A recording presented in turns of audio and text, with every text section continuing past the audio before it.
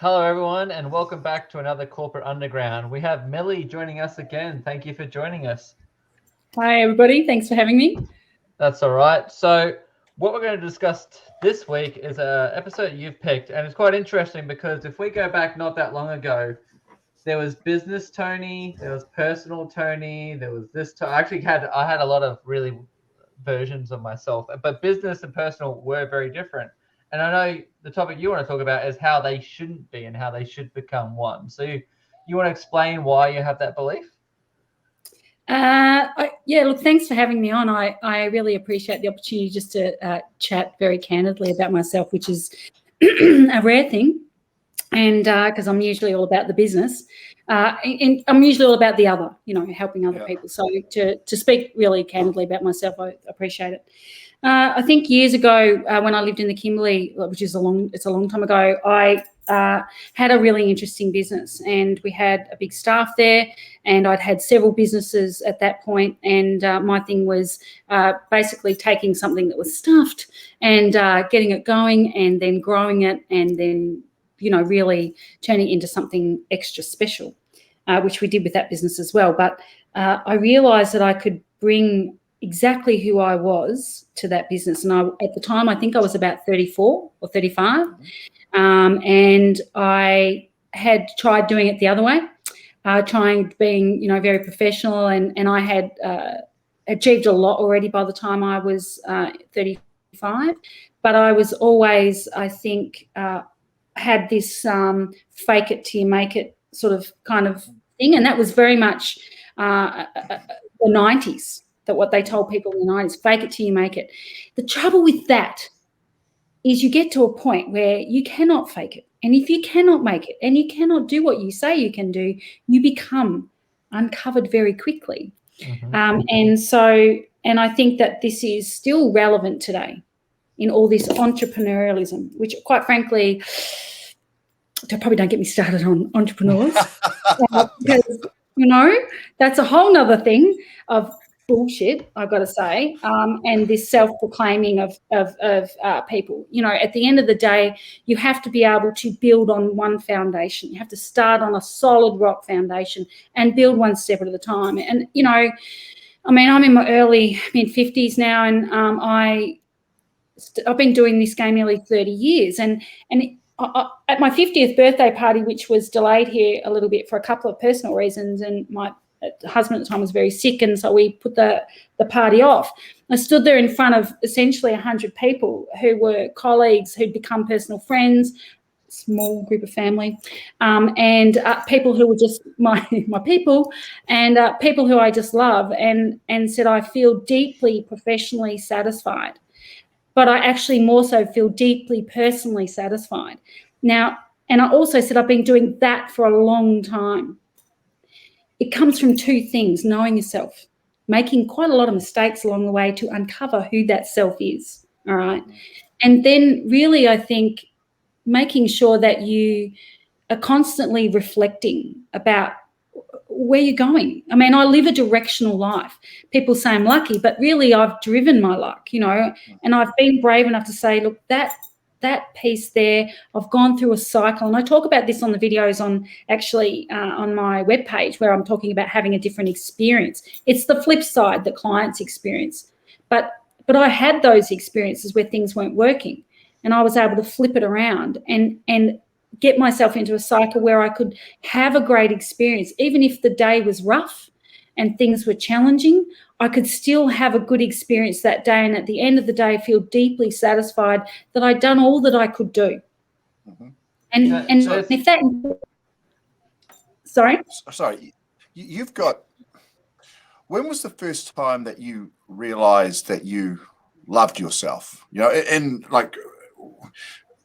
we all go through a stage or a period, and we might like ourselves and get to that point. But I think there's an awareness that comes where you know who you are and you fit in. And there's a point then that you can actually start to love who you are, because you're not trying to change. In your teenage years, you're very influenced by other people because you don't know. You're trying different things. In your 20s, again, you're taking on a new business. You're taking on lots of information. But as you get older, you start to either find a place where you find comfort in who you are and the decisions that you make. Have you found that place yet? And if so, at what age did you sort of find that? And what led up to that? Yeah, I think there was a couple of different experiences. One was when I was 16 and I left school, finished school younger than most people, and had an opportunity to really step into a completely different life, away from my family and my parents. And then again, when I was 21, I had another experience there where it just all lined up for me. And then I had another experience again when I was about 28. And these are cycles of life. And then when I got into my early 30s, I wanted to go back and do another degree. I'd already done all that stuff, but I wanted to go back and I wanted to do something purely for me. And I did that on top of running a consulting business at the time, and I had half a dozen. The internet was born. I had half a dozen staff at the time, and I realised that I had to satisfy myself first. And from that, which sounds really selfish, but it's not. And from that basis, I could understand that I could help a lot more people. And I didn't have to do everything. And I always knew this, even as a 16-year-old, I was always asking for people to show me how they did things, because it wasn't asking for help. It was a different kind of thing. It was more work together. How can we work together to help get there? You want me to be there, but I'm not quite sure how to get there, but I'll take the bit I know and the bit you know, and we'll get there. And so that collaborative approach I think it was a bit in me, which is why I went back and did another double in sociology and community development, because that really was the thinking behind it. All right, it was the theory behind what I naturally had been doing anyway.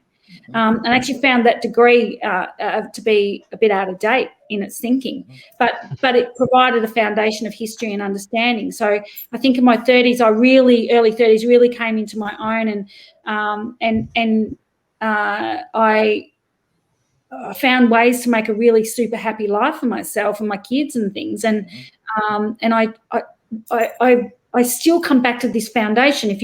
If you have to go through an apprenticeship, you must. It talks about, you look at the guys who created Atlantis, and they're insanely wealthy, which is great, but they did all the hard stuff. Really, they did their apprenticeship. And if you cannot succeed without doing your apprenticeship and making mistakes. But they too found there was a tipping point where you had to collaborate with people. You can be the dumbest person in the room, and if you can bring in other people. Yeah, but if you can bring in other people who've got the skills that you don't, but you have a general understanding of where you want to go and how you want to get there, and you can influence people, then you are massively able to create big outcomes. And so, Millie, I think absolutely, but I think what you're saying, or I'm hearing, is you've got to be true to yourself. If people are going to help you, and you've been awesome. I mean, like in last week, you were talking about the thing I took from last week was how often you went and asked for help. How often you went and found a mentor at a certain point in your life, from your Tupperware lady to going up to different people. I know when you're in the Kimberleys, you were very involved with the Aboriginal people, and you were seen as one. So, but each time you've gone up and asked for help, and that's something that I've come very late to. I've been very lucky that I've had people force themselves on me to give me help, but it's been very late for me to come and ask. And you did that very, very early. Now, but by doing that, I sort of did it a little bit different, because to come from a feminine energy, I don't compete with men in any respect, but I'm often included in the cohort because I bring a balanced, grounded view. What I did was I let my actions do my talking, and people could see the outcomes and actions starting to happen, and they would come to me and say, I see what you're doing. I bring this. Are you willing to help with this? Which is actually what happened in the Kimberley. Which someone came to me and said, what are you going to do with this business? Are you going to work with our people? And I said, oh, please, I need help. And they went, okay. So it starts first from having a foundation of letting people see who you are and being truthful in that. And then the right people will find you. This is this way of being. People take lots and lots of action, when in actual fact, if you slow your action down sometimes and you be true to who you are, the right resources and pieces show up right at the most perfect time, always at the perfect perfect time. And if it's not perfect, it gets stopped really quickly. So for me, I think, Maddie, when someone sort of goes like this to me, are you willing to, and I'm like, oh yes, come. And because they have knowledge and skills that I can't possibly ever know, and they bring their own frame with them, and it's just it's a really rich experience. And right. Absolutely. But that comes down by you knowing yourself and being aware of that and asking for help and allowing them to come in.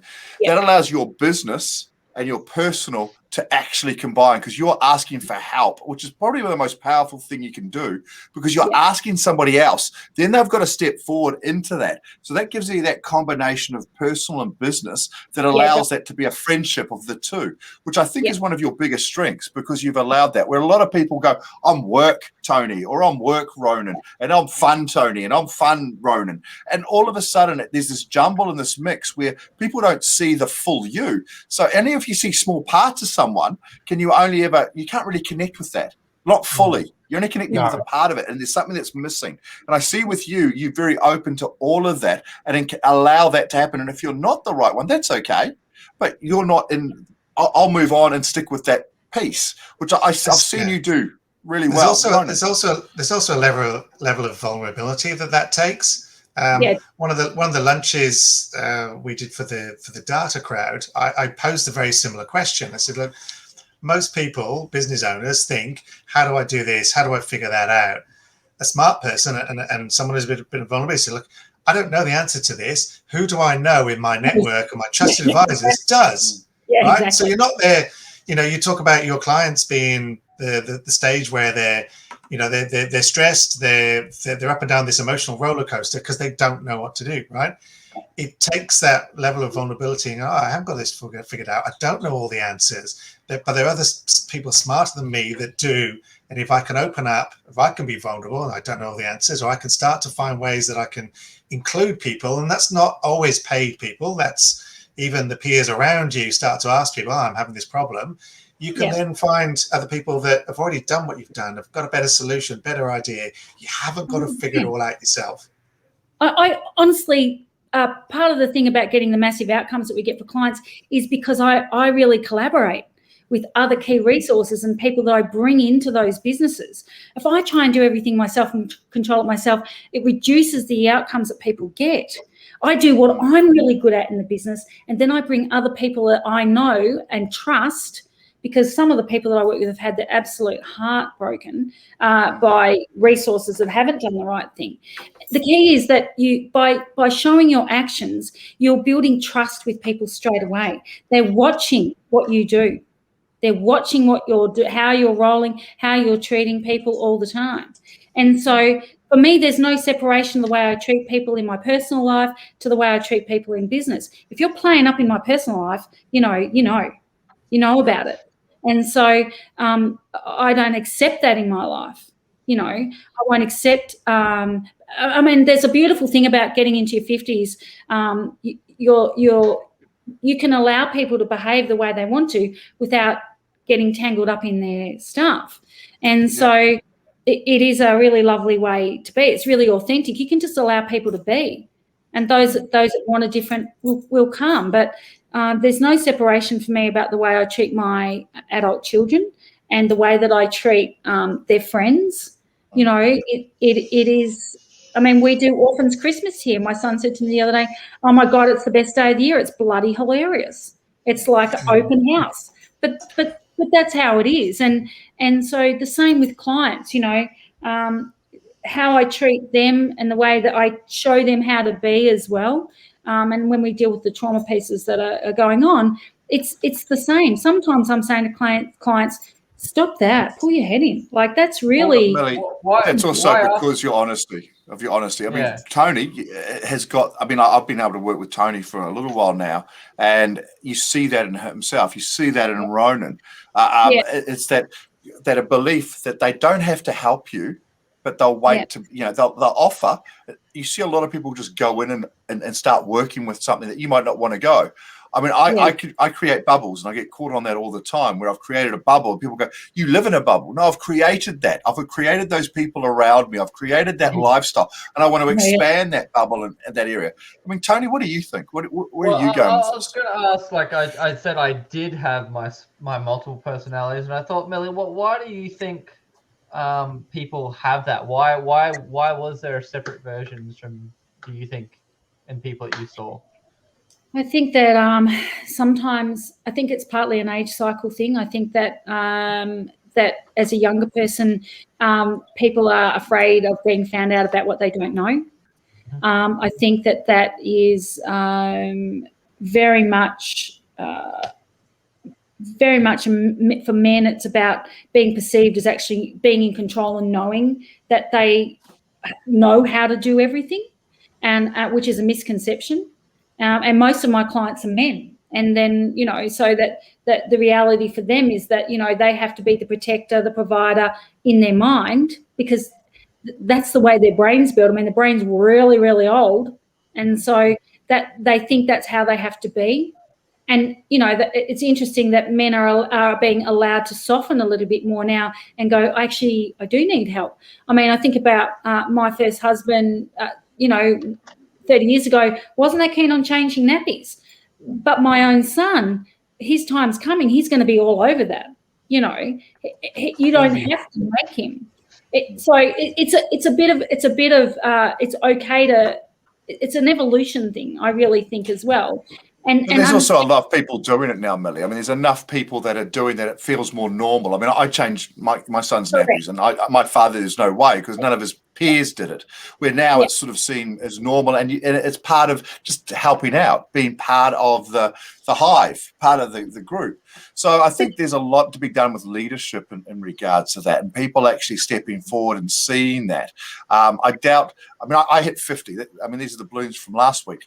I mean, how good is the year in these things? They can keep them up for a whole week. It's amazing. But that was my 50th, and I know I couldn't have conversations that we've had, like at WAM, and I couldn't have stood up and said the things I said at that luncheon if I was 30. I would have been too aware that somebody, in my mind, that people would use that against me. There is a growth that happens, and it's not an age thing. I think it's an experience thing. And I think if you experience enough love, and if you feel enough people around you that love you, and you feel supported, and you've got that in yourself. I was quite broken when I was younger, and you start to put these together. And I never reached out for help, so I learned from around everybody. Well, you have been very, very clever and gone out and asked for that help and that assistance, and that mentoring, and made that come through. So I mean, we all have things in our life that are broken, or things that haven't worked, whether they were in another person's eyes perfect and they're broken to you. It's your version of that. So I think the reflection process is really key, no matter what you do. And this is what I teach younger clients in their 30s, is to stop and reflect back about, what makes them feel good about situations, and stop doing the things that's not making them feel good. And that reflective process is so powerful, because through that you uncover who you are in that cycle of your life. So that's a really useful tool. Well, that's but I do see. I'll cut Matt off before he asks a 20-minute question. So, because we are at time, and Matt, if he's opening his mouth, it's going to be a big question. So I'll ask a simple one. You just sort of touched on it then.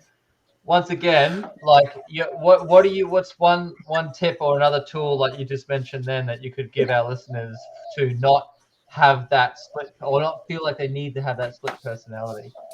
I think one of the most powerful things is to have time on your own. And you can do it at meditation. You can go for a walk for 20 minutes. That 20 minutes of just breathing and being quiet, not distracting yourself with iPhones, phone calls, audio books, anything. Just 20 minutes, like just walking around your street, not talking to anyone. That 20 minutes brings you back to you, and you're able to go, well, that didn't work so well for me, but that did. And sometimes it's the little things. And just that 20 minutes can be a really, it's an absolute must, I mean, people are all about kumbayaing and meditation, all that. Well, that's great. I've been doing that for 30 odd years. But the truth is, it's quiet time and allowing yourself and quietening your thoughts so that you can really hear what's working for yourself. And, you know, the answers come. That's really, I think, the most useful thing you can do. Brilliant. Awesome. Millie, thank you very, very much. It's been really, really enjoyable. Great to get to a little bit behind the scenes and get to know what you're doing. I want to thank you very much from us, and we'll all see you guys next week. Thanks very much. Thanks, Thank you, guys. everyone. Thanks, guys.